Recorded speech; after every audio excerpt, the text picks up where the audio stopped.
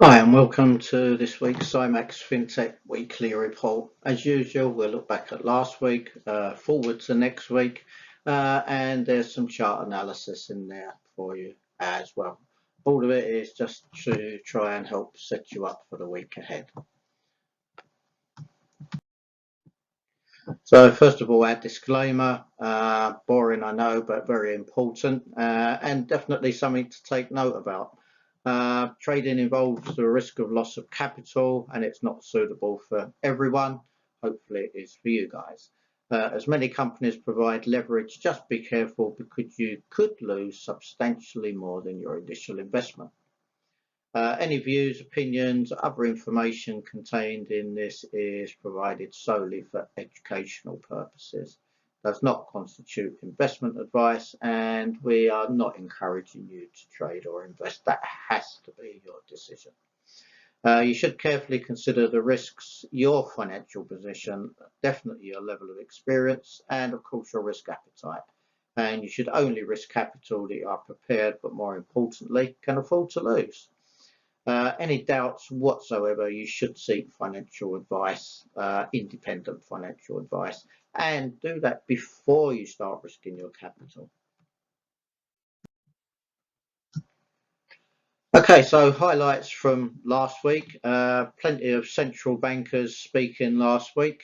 Powell, Bailey, Lagarde, all at the same meeting, all just reinforcing that they want to get a control over inflation, and they're going to use interest rates to do that. And they're hoping for a soft land, but there are chances of a recession, as hopefully we all know by now. We saw the end of Q2, so that's half of the year gone already. It goes so fast. And it's, it'd be interesting to see what the company results are like this time around. Have all this inflation benefited them or not? Has it been eating away at their profits? We'll have to wait and see. And of course, different sectors probably different performance. OPEC Plus met last week as well, and they agreed to increase production, and that's now back to pre-COVID levels. Of course, the big question is as if they're able to produce and distribute that much because they've struggled. They just can't get it out the ground. They just can't get it to where it needs to go fast enough. And so I really still have my doubts about whether they can produce the amount of oil that they're allowed to under these quotas now. And of course, we're seeing oil very steady. China is slowly reopening. So again, that's going to potentially start to ease supply chain slightly and slowly. And commodity inflation dipped. That is except for energy, of course, which is still under pressure because of the Russian invasion of Ukraine. So oil ranged between $114 on the upside and 105. So there's plenty of room there. On the week it's pretty much ranging in about a $10 range at the moment. So let's wait and see where it opens. Tomorrow, just remember, is a US holiday, July the 4th. So it doesn't mean that there won't be any volatility because sometimes there's more. But it does mean that the Americans won't be in the market. So there will be less activity from that point of view, less volume, shall we say. Stocks tried to continue after the previous Friday's rally, but they couldn't. They had a couple of successful days, and then towards the end of the week, they started to drift lower, and they finished mid-range on the week. And gold fell below 1800 briefly, and it was a great buying opportunity. I must admit, I had some of that myself. And BTC, Bitcoin, ended the week below 20,000, which will disappoint the hodlers for that. Dollar remained strong, ended very strong, especially against the euro, the pound, and the yen. Those countries or zones, they've just still got problems to solve at the moment. And although they're putting the Euro and the ECB plan to put their rates up. UK is going to have to put their rates up, but the economy here is not that strong. And of course, the Japanese are the Japanese. They seem comfortable with where things are at the moment, and comfortable still injecting stimulus into the economy. This week, yeah, there's some data, but not a mass of it. So Monday is Independence Day in the US, as I mentioned. So happy 4th of July to our American followers. PMI, trade balances. Of course, probably for me, the most interesting is going to be the FOMC meeting minutes. Find out, what was discussed on the day and who was for what. And then finally, of course, on Friday for the grand finale of the week, we're going to have NFP. With the NFP, just look more at the earnings, the employment rate, the people that are unemployed versus the amount of jobs on offer, which is almost 2 to 1 at the moment. And for me, they're more important because they're more the inflationary parts of it rather than just the non-farm payroll number itself. With the EU, we've got PMI again, retail sales, industrial production, and trade balance. And again, trade balance, just keep an eye on them because they come out and, of course, they could impact currencies. In the UK, PMI and house prices, so not too much. But we do have a next rate decision from Australia. So there's a good chance that they will hike again. Macro outlook hasn't really changed too much. We've definitely still got inflation. We're still seeing shrinkflation. There's still potential for stagflation. And with the rate path that the central banks are taking, there's a really good chance at the moment that we could see a recession next year. Hopefully, they're going to start to cut back as they see demand slow. Supply chain issues are starting to have the potential to ease slightly just because the Chinese lockdowns are going to slowly be, improved, shall we say. I'm not sure that they're just going to be stopped because they have this zero tolerance on COVID. But again, we're just going to have to see what pace they do that. And of course, they can very quickly change their mind. The Russian invasion of Ukraine is still ongoing. I'm a little bit concerned now that Ukraine's been granted the application to the EU. Of course, it's great for Ukraine and very good for the EU as well.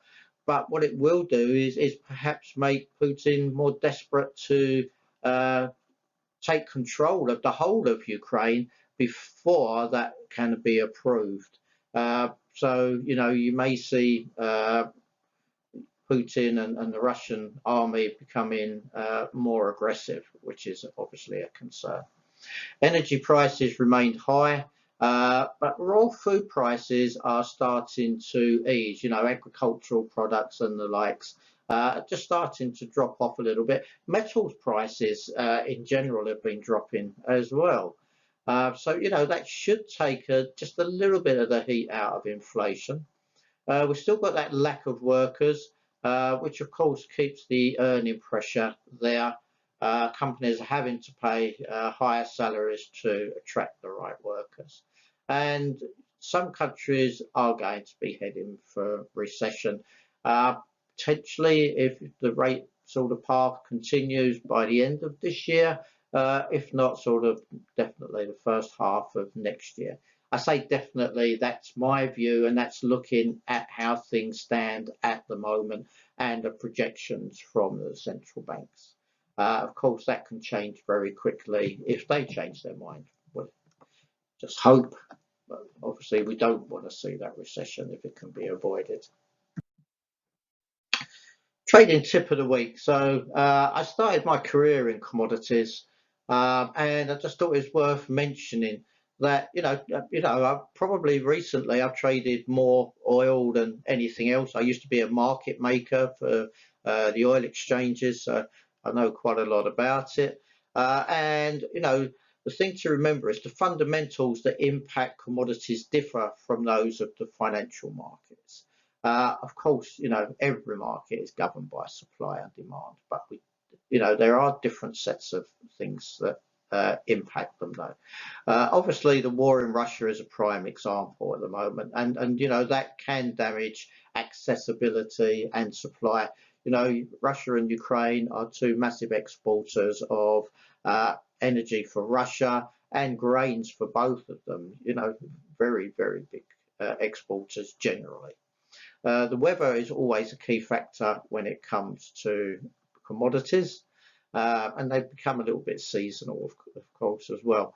And disease, transportation disruption, labour force, any civil unrest in the country, and of course, as I just mentioned, that seasonality as well. And we've got something that we call the forward curve, and that's not just where we're looking at prices for today, but prices for in the future. Whether it's a month, 3 months, 6 months, even a year ahead.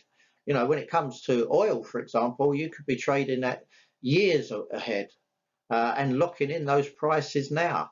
So, if there's anything like this that you want to know more about and you're interested in trading commodities and it's not one of your asset classes at the moment, we hold courses on all these types of things, and we welcome you to join us and help you to understand more and deeper about sort of any element of trading, really. So now we're going to move on to the technical analysis part. Again, just remember tomorrow's that American holiday, so we won't see the volume in there, but it doesn't mean we won't see the prices moving. So this is the Dow daily. There again, I've just put on some support and resistance lines. Most of the stock markets are the same. They had a rally. They got bumped towards the end of the week. They just managed to finish a little bit positive. But the reason I've done this chart and I've sort of stretched it all the way out as such is so you can see where the market came from in March 2020 after COVID hit. We're still much higher than where we started after that crash. Now, if it's going to hold up here, we'll just have to wait and see. Those inflation fears and those rate increases are unsettling investors still. So, and without obviously the central banks doing quantitative easing, it's very difficult for investors to buy the dips at the moment. And of course, a lot of investors are still long from higher levels as well, I would guess. So this is the 30-minute. Again, identified support and resistance. The market closed nearer to the resistance levels as far as I could see, and the support levels are quite a way down. But over the week, with the FOMC minutes and with non-farm payroll on Friday, these levels may come into play. So it's always worth just making a note of them. The S&P daily, stocks are going to be similar there. I've identified a support line a bit lower down. And of course, we've also got another couple of lines on there, which is another support and also a resistance line. Again, a bit higher up on that one. On the 30-minute, it's a bit more clearer. So got that support level in there and also managed to get a couple of resistance levels. The resistance levels are just based on sort of recent highs where the market struggled, really. Now on the S&P, I've added the pivot points as well, just so you can see what was sort of happening from mid last week. So on Wednesday, the market stayed below the pivot all day. On Tuesday, it came up to test it after it went through both the support levels S1 and S2, potentially touching S3, but that's not listed on there, but just an idea. Failed at the pivot point later in the day. Then the market sort of turned and came off Friday morning.